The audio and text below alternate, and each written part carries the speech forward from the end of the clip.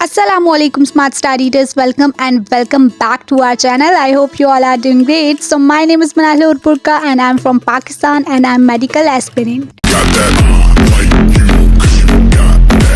Smart star readers, पता नहीं कब ये मेडिकल एस्पिरेंट हटा के मेडिकल डॉक्टर लगाने का मौका मिलेगा नईम के साथ। आई होप नहीं, आई बिलीव कि वो पूरा ही हो जाएगा मेरा ड्रीम।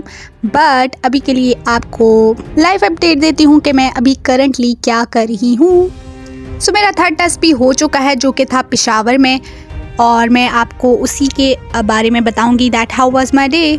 सो आपको दिखाई दे रहा है कितना ज़्यादा अंधेरा है, क्योंकि हम निकले थे सुबह सवेरे 5 बजे, बिल्कुल अंधेरा था। इट वॉज सो डार्क, बारिश लगी हुई है बाहर, एंड इतनी नींद आई हुई थी ना कि मैं बता ही नहीं सकती। अब जब बता ही नहीं सकती तो फिर कोई फ़ायदा। खैर, मेरी बातें मुझे खुद अक्सर समझ नहीं आती कि मैं क्या कह रही होती हूँ। बाय द वे, मैं आई एम सो एक्साइटेड, क्योंकि चले मेरा अब टेस्ट ख़त्म हो गया है, अब टेंशन ख़त्म हो गई है, लेकिन थोड़ी बहुत टेंशन है अब रिज़ल्ट आने का वेट है। और मैं बता रही हूँ 3:30 पे मैं उठी थी, और फिर हम यहाँ से 5 o'clock गए थे पेशावर की जानिब, और रास्ते में 3 घंटे लगे।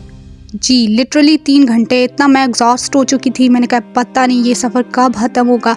और जाके तब हम सेंटर पहुँचे।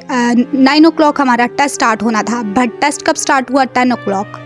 जैसे ही हम टेस्ट सेंटर एंटर हुए तो सबसे पहला स्टेप मोबाइल फ़ोन सबमिट करने का था, लेकिन मैं और मेरी फ्रेंड अपना मोबाइल लेकर नहीं गए हुए थे, जो कि बहुत अच्छी बात है। हम अपना मोबाइल फ़ोन्स गाड़ी में ही रख के गए हुए थे, तो सो ऑब्वियसली हमने मोबाइल फ़ोन सबमिट नहीं किए। सेकंड प्रोसेस जो था वो वेरिफिकेशन का था। उन्होंने वेरीफाई करना था कि आया ये हम लोग ही हैं या हमारी जगह कोई और टेस्ट देने आ गया है।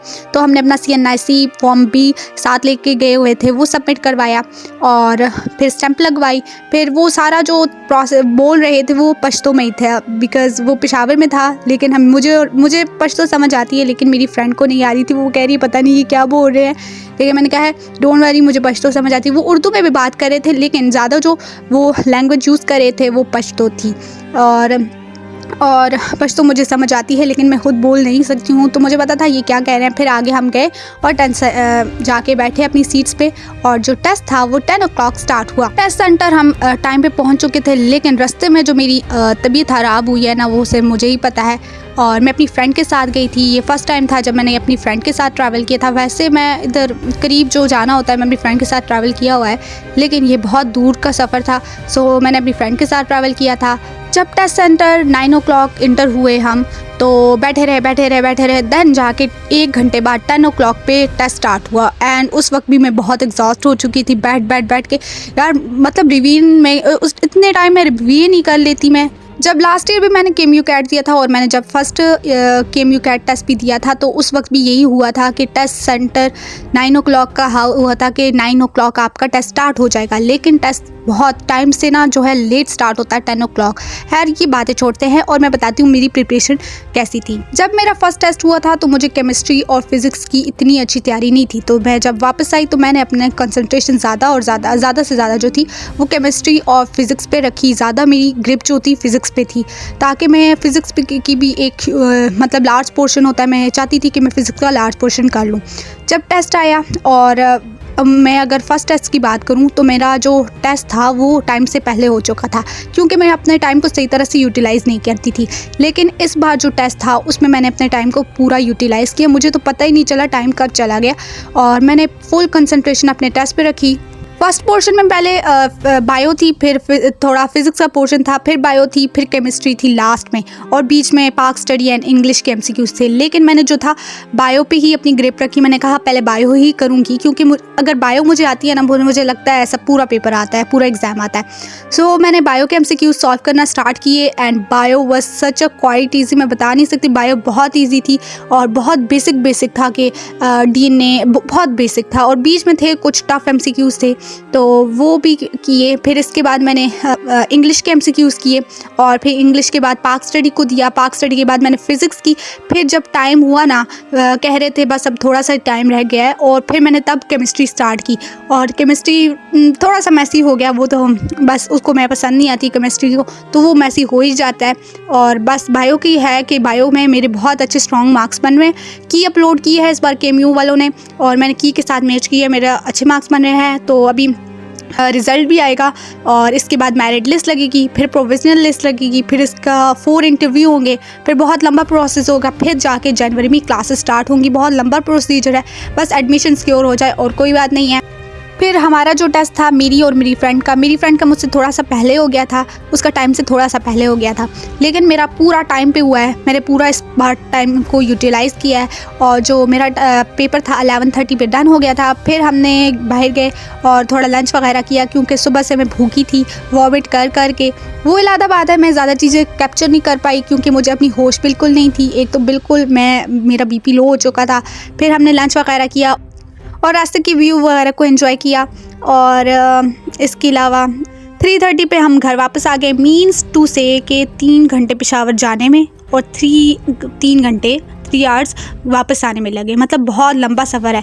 मैं तो अपनी फ्रेंड से यही बात कर रही थी, उसकी भी जो थी तबीयत ख़राब हो रही थी। वो कह रही थी कि अगर हमारा एडमिशन हो गया अभी तो मैं पेशावर दोबारा आने वाली नहीं। मैंने कहा नहीं, अभी तो इंटरव्यू भी होंगे 4 फिर एडमिशन हो गया तो इतना लंबा हमें ट्रैवल करना पड़ेगा। वो कहती है मैं तो बहुत एग्जॉस्ट हो चुकी हूँ, लेकिन कोई नहीं, कुछ पाने के लिए बहुत कुछ खोना पड़ता है। और मैं माज़रत चाहती हूँ कि मैं यूट्यूब पे इतने दिन एक्टिव नहीं थी just because of my test. मैं अपने टेस्ट पे मेरी फुल कंसंट्रेशन थी कि मैं अपनी प्रिपरेशन को ठीक रखूँ। ये तो बहुत मतलब टेम्प्रेरी चीज़ें हैं, सोशल मीडिया एंड फलाना का ढिमकाना। क्योंकि मैंने ये जो यूट्यूब था मैंने नवंबर के मंथ में स्टार्ट किया था लास्ट ईयर और मेरा जो मेन पॉइंट था वो अर्निंग पॉइंट ऑफ व्यू से मैंने इसको स्टार्ट किया था। बट भाई साहब इसका तो क्राइटेरिया पूरा करना ही इतना मुश्किल है। लाइक 4000 और watch time and just like that. हाँ, 10 मिलियन व्यूज़ एंड 1000 सब्सक्राइबर। मेरी वीडियोस पे जो है व्यूज़ अच्छे यहाँ से आ जाते हैं। मतलब बहुत से लोग मेरे चैनल को विज़िट करके चले जाते हैं लेकिन मेरे चैनल को सब्सक्राइब कोई नहीं करता है। खैर कोई बात नहीं है।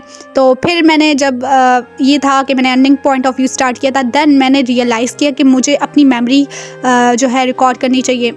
पता नहीं मैं क्या बोल रही हूँ, लेकिन ये था कि अब मैं इसको जो है एज अ फ़न यूज़ करती हूँ। यूट्यूब चैनल को अपनी मेमोरी वगैरह रिकॉर्ड करनी होती है। जैसे अभी मैंने टेस्ट सेंटर गई थी, मेरा जो टेस्ट था मैंने आपके साथ एक्सपीरियंस शेयर किया। बहुत से लोगों की इस तरह हेल्प भी हो जाती है कि MUCAT था उसमें क्या हुआ था।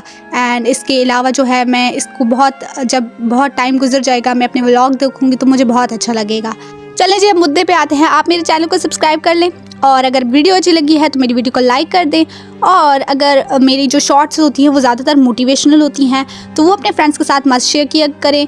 मैं ज़्यादातर मोटिवेशनल वीडियोस का ही कह रही होती हूँ। मैं कहती हूँ वो ज़्यादा से ज़्यादा शेयर किया करें क्या बोल रही हूँ पता नहीं, तो इससे और ज़्यादा लोग मोटिवेट हो जाते हैं। तो मैं एक मेन चीज़ बताती हूँ कि मोटिवेशन जो है टेम्परेरी होती है, लेकिन जो डिसिप्लिन होता है ना लाइफ में वो परमानेंट होता है।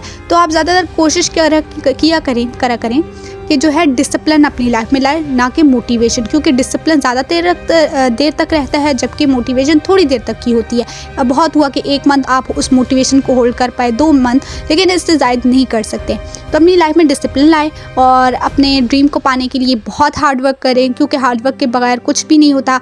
मैं मानती हूँ कि जो है डेस्टिनी भी बहुत एक अच्छी चीज़ है, बहुत बड़ी इसका इम्पोर्टेंट रोल होता है हमारी सक्सेस में, लेकिन हार्ड वर्क का भी 50% रोल होता है। सो हार्ड वर्क करें और मुझे अपनी दुआओं में याद रखें। इंशाल्लाह फिर मिलूँगी बहुत जल्द एक नए इंटरेस्टिंग ब्लॉग या क्या कह सकते हैं वीडियो के साथ। तब तक के लिए फ़ी अमानिल्लाह।